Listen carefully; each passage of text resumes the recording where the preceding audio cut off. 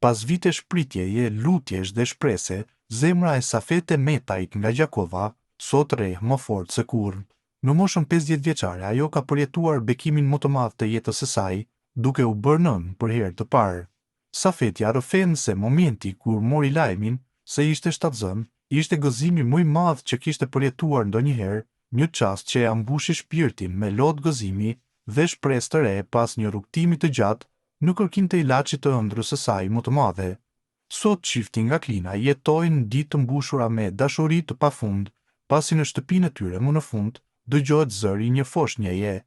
Vajza e tyre e vogël, të cilën e kanë quajtur Shkurta, ka ardhur si një bekim i çmuar, duke e kthyer çdo pritje të dhimbshme në një gëzim të pastër dhe duke i dhënë familjes kuptimin më të bukur të jetës.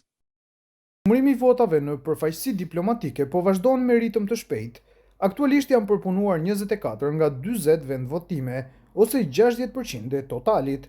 Nga numërimi deri tanishëm, lëvizja vetëvendosje kryeson me 87.01% të votave, ose 5.915 vota.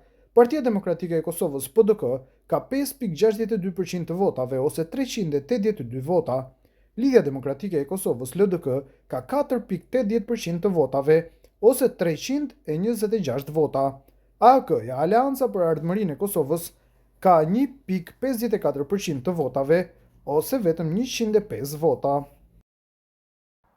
Rendi botror ka rënë, kështu shpreh presidenti serb Aleksandar Vučić, pas një mbledhje urgjente të Këshillit të Sigurisë Kombëtare ku diskutoi me tone kritike për operacionin amerikan për kapjen e mikut të tij në Venezuelë, Nicolas Maduro.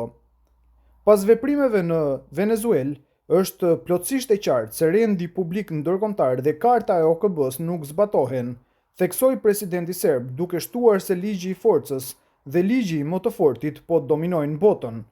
Pra ju e shihni që nuk ka parime. Kjo është arsyeja pse ne jemi veçanërisht të shqetësuar për armatimin e mëtejshëm të Prishtinës, në kundërshtim me Kartën e Kombeve të Bashkuara dhe rezolutën 1244, e cila është pezulluar de facto, por de jure, nga fuqitë e mëdha siç është Turqia. Ato po armatosin me shpejtësi Prishtinën. Një kërcënim i veçantë për sigurinë e Serbisë është aleanca ose bashkimi i sapo krijuar i Prishtinës, Tiranës dhe Zagrebit, i cili po zhvillohet në një fushë të gjerë që përfshin zhvillimet e përbashkëta të sistemeve komplekse luftarake, nga automjetet 4x4 deri te armët dhe mjetet më të fuqishme, tha Vučić, duke shtuar se Serbia po e monitoron nga afër këtë dhe po përgatitet për mbrojtje kundër atyre që pretendoi se tani po bëjnë kërcënime të hapura ndaj Serbisë.